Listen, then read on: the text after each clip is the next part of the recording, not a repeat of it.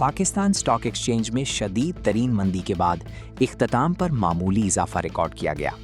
तफसीलात के मुताबिक पाकिस्तान स्टॉक एक्सचेंज में कारोबार के दौरान शदीद उतार चढ़ाव का सिलसिला जारी है।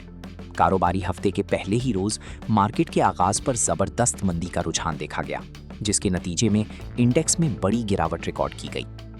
मार्केट जराये के मुताबिक कारोबार के दौरान 2000 से ज़ायद पॉइंट्स की भारी कमी के बाद पाकिस्तान स्टॉक मार्केट का 100 इंडेक्स 1,73,636 पॉइंट्स की सतह पर आ गया।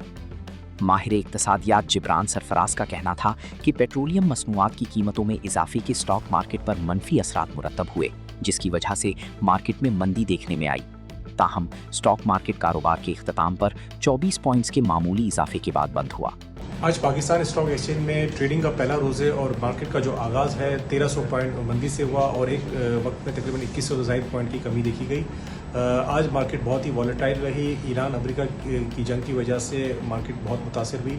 ऑयल में इजाफा देखा गया, क्रूड ऑयल के प्राइसेस में, जिसकी वजह से मार्केट पर नेगेटिव इम्पैक्ट पड़ा। बहरहाल मार्केट में थोड़ी सी बाइंग भी आई, जिसकी वजह से एक मार्केट जो है क्लोज 124 पॉइंट पॉजिटिव हुई।